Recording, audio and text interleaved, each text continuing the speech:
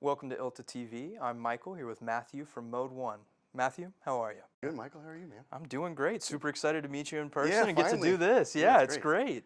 So let's jump right in. Sure. Can you give us an overview of ModeOne, sort of what it does? Sure. ModeOne is a targeted smartphone collection system.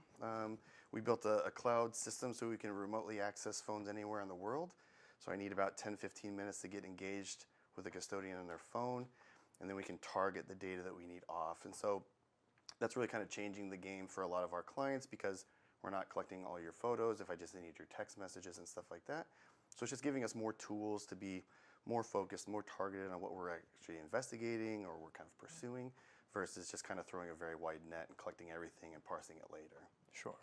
What led you to create ModeOne? What kind of pain point? Man, I was litigation manager over at O'Melveny & Myers and had a case where I was experiencing the same pain points. So if I was going to collect your phone and I told you I was going to collect everything because I needed a text, you would throw up an opposition. And do you have to do that? So I was always given the same script. It was always like, I'm here on behalf of your law firm. We're on your side. I am taking it back to my lab to go through. And that was just, I was having that same conversation because everyone, if you think about it, your whole life almost runs through your phone. And so to have that out of your control is kind of, feels like very invasive to your privacy, right? So had a custodian that just was not going to let me collect everything, and it just made me kind of have that kind of epiphany moment of why do we have to collect everything if I just need a text or a WhatsApp conversation?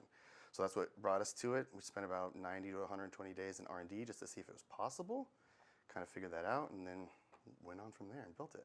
Yeah. What does your user base look like? We have three kind of main user bases, so litigation service providers, law firms, and corporate companies. On the corporate side, it really doesn't matter on industry. If they are litigation facing, if they've got a legal hold preservation kind of issues, or if they've got corporate compliance kind of requirements, those are the kind of buyers that we've got. So it sounds kind of weird, but if anyone has a phone problem, then we can help fix, right? So like we talk about it a lot here in like an e-discovery and litigation context, but it's got applications for like HR, right? Did Michael text Jesse and say that thing? Well, we can grab just that thread and confirm, did that happen on this day, yes or no, and then move on, or terminate, or figure out whatever's next. And so that's kind of how wide our client base is right now.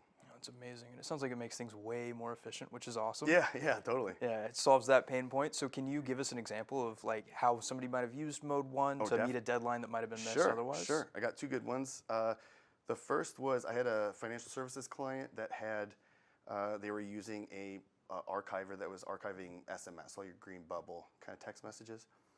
And that system went down for 45 days, and so they had a gap in their corporate compliance that's regulated by the federal government. And they were going to be in front of the SEC in like 45 days and could not have a gap.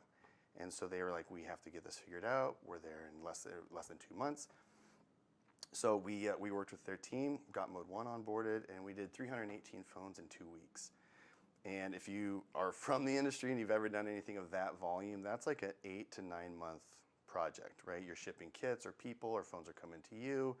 There's a lot of logistics and stuff like that. And so being able to concentrate the collections to a custodian perspective and having their IT kind of manage everything, that was huge. I'm not really trying to pump myself up here. I've never seen anything that fast in the market yet. So that's huge. If we want to go on the small side, right, we had a CEO who the corporation fired him. They took his phone on exit, and he got the court to demand that they had to return that phone by Friday at midnight, and we got that demand at like 4 o'clock in the afternoon. So to mobilize a team to get to a phone, to collect it within 8 hours, because that is your hard deadline, it's a very tall order, right?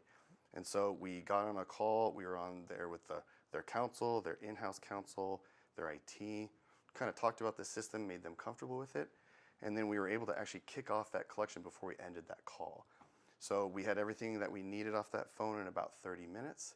Then they could review it, make sure that's their material, so they kept it, and then returned the phone by like 8 o'clock that night. It's always an incredible story. I've heard that one only one time before, and I was still floored. I sat in my room for like 30 minutes after the Yeah. podcast, just shocked, like, how does that even work? It's incredible. Thanks. Yeah, and one of the things that we've talked about before is how you can target what data you want. So I want to touch a little bit, what are the dangers that are presented by the over-collection of mobile data or data preservation? Sure. Let's just take it from like a legal context, right? If I've preserved your whole phone, then that whole phone is discoverable, meaning if there were search terms or there was a specific matter that was related to something and we're searching that against your phone, all that data is discoverable. So if it's responsive to the query or it's something that we're looking for, then we would have to take that. And where that kind of gets messy is when you're collecting everything, you have to store it all, you have to search it all, and then that has a ton of downstream kind of e-discovery costs and implications and stuff like that. So there's a cost component to it that's got a risk to it. There's just an over-retention of data, that's a risk.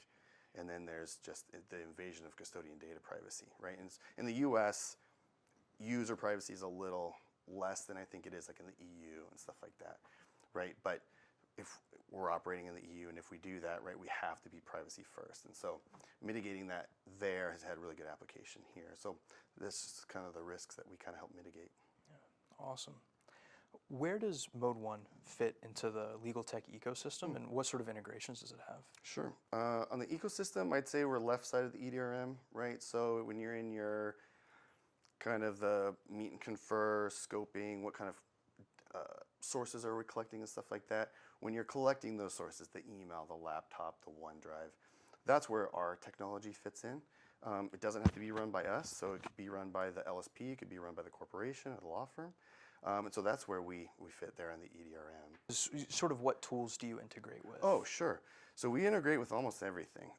Reveal, there's several legal hold products. We integrate with Relativity, StreamView, and Cloud9 are the current ones. We've got several in play right now. Just getting the API to be able to talk to everyone is just the lift there. But we want to be, we're very agnostic. We're not tool specific.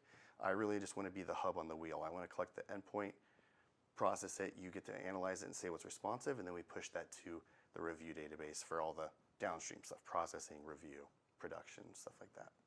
So high level, what sort of trends are you seeing in the industry? Well, high level is, I think AI is the dominant topic that everyone is talking about, and I think phones are the dominant problem that everyone's talking about. Last year, DOJ and FTC released a few memos updating their discovery requirements, saying that phones are absolutely required now. We're not negotiating away from those. We know that communications are happening there. And while they make that statement, it's not like the whole country was like, oh, well, then we're just going to all collect phones. Sure. But I think for where the trend that we're seeing is specifically in regulated industries, so like financial services, pharmaceuticals, automotive, those folks have a federal compliance requirement, and they have to abide by these rules now because they're in front of DOJ a lot. They may be trying to purchase a company and they have a second request. And so they need to be making sure they're complying with these things. And that trend is just expanding the volume. So when I started ModeOne, I used to think if I was going to sell you a license, I'd sell 100 phones and I'd just be crushing it. I thought that was going to be my payday. We are in RFPs for 7,000 phones, for 10,000 phones, because these corporations are now, we have to manage all of our devices. It's not just priority custodians anymore. And so that's where really like not over collecting, having that speed and scale, that's really proved out to be very beneficial for that trend. You touched on integrations a little bit ago. What can you tell us about the remainder of your roadmap for 2025? Ooh, so I guess we've got small feature stuff for the rest of the year. We do have a pretty big project that's kind of in stealth mode right now, so can't really talk about that. We will be announcing that at Legal Week. But right now, the two main focuses are just feature requests, so additional apps to support, additional ways to filter, and then the other big thing is just being able to write into our client's own kind of cloud storage. And so today, if you collected a phone, it would reside in my cloud until you took it down. And we have lots of clients who need to be maintaining that data themselves or want to have it in their environment behind their firewall. And so we've really been focusing this year to make sure that we can push into AWS or Azure storage on the client's behalf. So when I collect your phone, it doesn't come to my server, it would go to your corporate cloud. So that's been really fun. I think just kind of nerding out a little bit, we started in AWS, and cloud is not as agnostic as I think we'd all like it to be, and so we're kind of taking a step back now and trying to make it be able to work across multiple cloud providers and things like that. So that's been a big focus for the dev team. That's crazy Yeah, exciting. Yeah, thanks. that's awesome. Appreciate it. So if anybody wants to learn more or get in touch with you, how can they do that? Yeah, absolutely. They can visit our website. It's ModeOne.io. You can reach out to me on LinkedIn or email me. I'd love to connect with anyone that wants to talk and nerd out about phones a little bit. All right, awesome. Well, thank you so much for joining us. And again, it's great to get to see you in Awesome. person. Thanks for having me.